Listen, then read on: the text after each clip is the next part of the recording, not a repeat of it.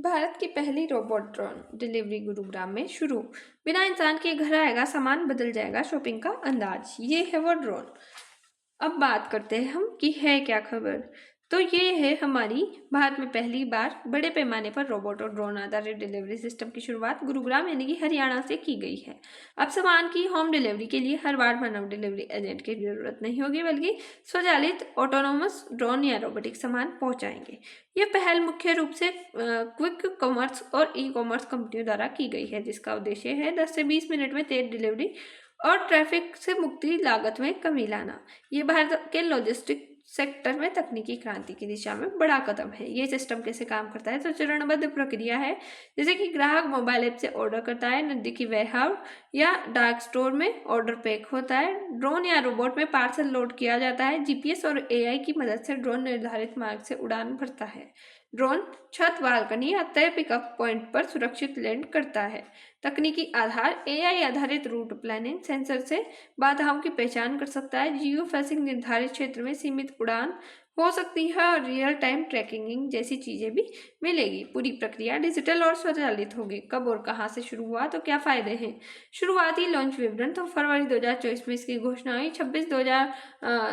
फरवरी 2026 में पूर्ण कार्यान्वयन होगा। कहाँ, तो गुरुग्राम यानी कि हरियाणा से शुरू होगा। कंपनियां स्काई एयर ड्रोन, और इसका तो ड्रोन होगा, अराइव एआई, इसमें स्मार्ट बॉक्स होगा, और ऑटोनोमी, ये रोबोट होगा।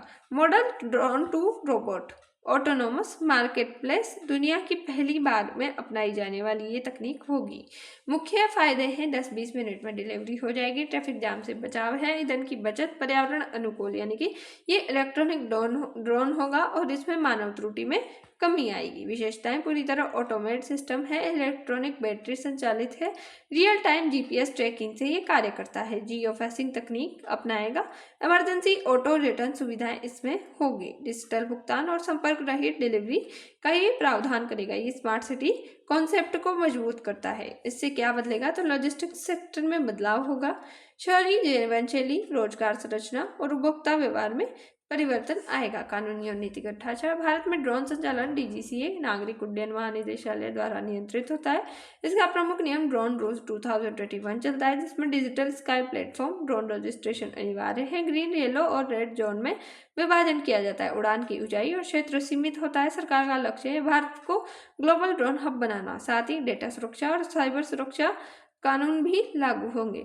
मुख्य प्रभाव है आर्थिक प्रभाव, सामाजिक प्रभाव, पर्यावरणीय प्रभाव, शासन और प्रशासन के प्रभाव देखने को मिलेंगे। इसकी चुनौतियां, सुरक्षा जोखिम, जैसे कि ड्रोन दुर्घटना में साइबर हमले और हैकिंग जैसी चीजें हमें देखने को मिलेगी। गोपनीयता, कैमरा निगरानी, मौसम पर निर्भरता और कानूनी विवाद, जो रोजगार संकट जैसी चीजें भी देखने को मिलेगी। चुनौतियों में संतुलित नीति और नियमन आवश्यक है।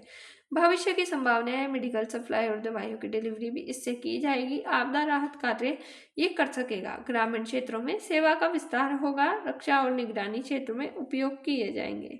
कृषि में ड्रोन आधारित सेवाएं अपनाना, भारत एआई और ड्रोन टेक्नोलॉजी में वैश्विक नेतृत्व की ओर बढ़ सकता है।